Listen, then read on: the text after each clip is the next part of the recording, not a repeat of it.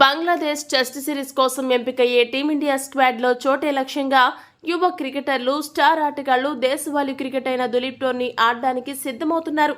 ఈ మధ్య టెస్టులు ఆడడమే తన తదుపరి లక్ష్యంగా పేర్కొన్న సూర్య దులీప్ ట్రోఫీలో తనని తాను నిరూపించుకుని టెస్టు జట్టులో ఎంపికవ్వాలని ప్రణాళికలు సిద్ధం చేసుకున్నాడు. ఇటువంటి తరుణంలో టీమిండియా టీ20 జట్టు కెప్టెన్ సూర్యకుమార్ యాదవ్కి భారీ ఎదురు దెబ్బ తగిలింది. వివరాల్లోకి వెళితే టెస్టుల్లో పునరాగమనమే లక్ష్యంగా బుచ్చిబాబు టోర్నమెంట్ బరిలో దిగిన ఈ స్టార్ బ్యాటర్ సూర్య గాయపడ్డాడు. తమిళనాడు జట్టుతో మ్యాచ్ సందర్భంగా అతడి చేతికి గాయమైనట్లు వార్తలు వెలువడ్డాయి. ఈ నేపథ్యంలో అతడు దులీప్ ట్రోఫీకి దూరమయ్యే అవకాశం ఉంది. ఫలితంగా బంగ్లాదేశ్తో టెస్టు సిరీస్ నాటికి కూడా సూర్యకుమార్ యాదవ్ అందుబాటులోకి వచ్చే అవకాశం లేదనేది ప్రస్తుతం అందుతున్న సమాచారం. గతేడాది ఫిబ్రవరిలో ఆస్ట్రేలియాతో బోర్డర్ గవాస్కర్ ట్రోఫీ సందర్భంగా టెస్టుల్లో అరంగేట్రం చేసిన సూర్య ఈ సిరీస్లో కేవలం 8 పరుగులు మాత్రమే చేసి నిరాశపరిచాడు.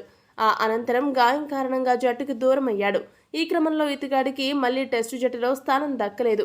అయితే త్వరలో భారత్ వేదికగా జరగబోయే బంగ్లాదేశ్ టెస్టు సిరీస్తో మళ్లీ రీఎంట్రీ ఇవ్వాలని భావించిన సూర్యకుమార్ యాదవ్ దేశవాళీ టోర్నీ అయిన బుచ్చిబాబు టోర్నీలో తన సొంత జట్టు ముంబైకి ప్రాతినిధ్యం వహిస్తూ తమిళనాడుతో మ్యాచ్ ఆడాడు.